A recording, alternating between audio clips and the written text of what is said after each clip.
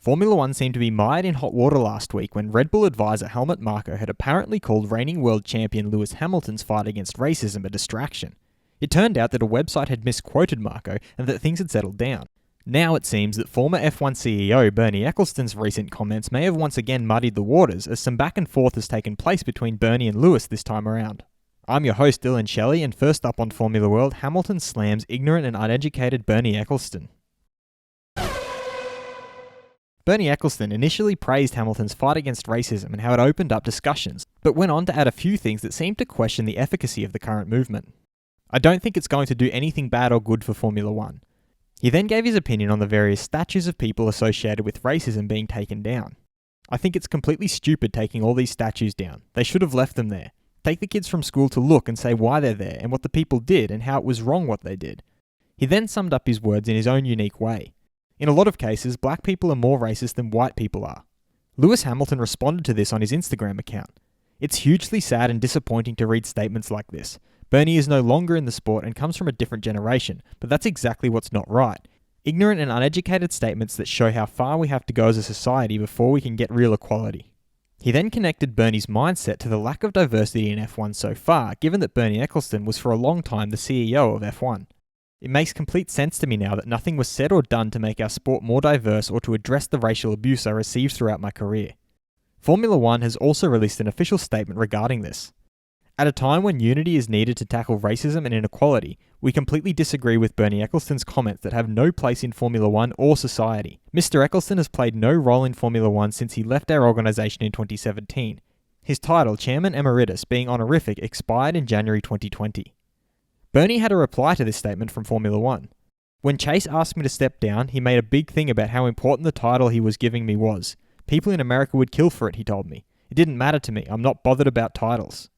He also gave his comments on the We Races One initiative.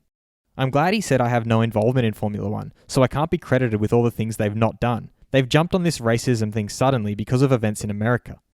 There have been rumours that F1 is looking to ban Bernie from attending F1 races in the future. Bernie had a retort for this as well. I wouldn't advise them to do that. They might want to try it in Russia. He then concluded by giving his response to the reactions his earlier comments on racism had garnered.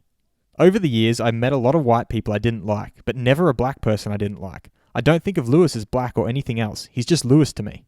It's not my fault I'm white or that I'm a little shorter than the next man. I was called Titch at school. I realised I had to do something about it. Black people should look after themselves. When I lost my driving licence, I had a black driver, not because he was black, but because I didn't care whether he was black or white.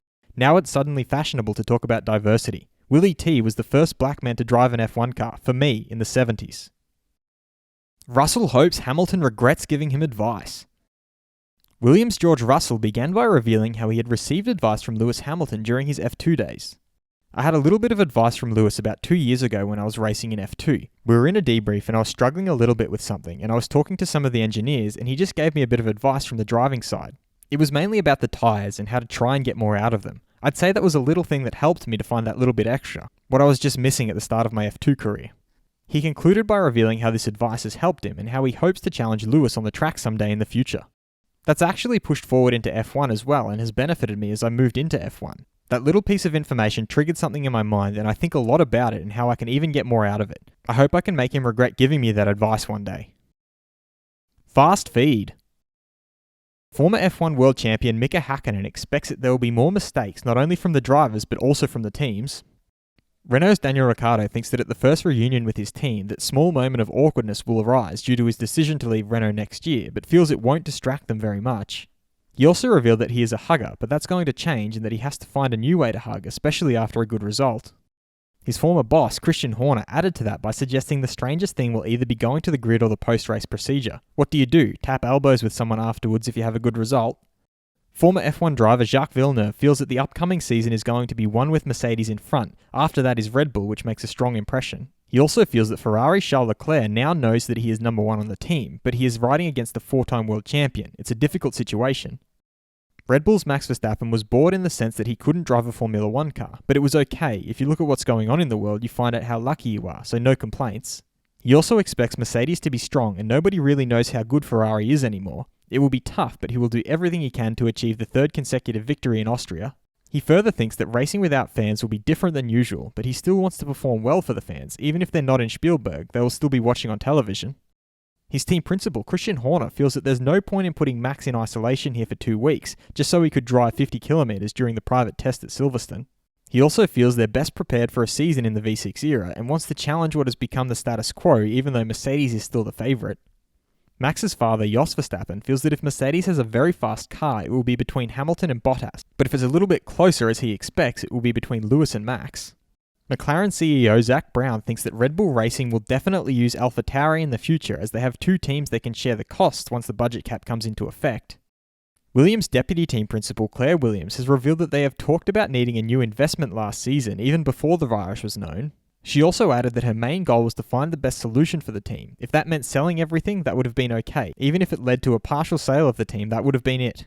Renault's Cyril Abiteboul feels that McLaren will need a lot of tokens to integrate their new power unit from Mercedes into their car next year.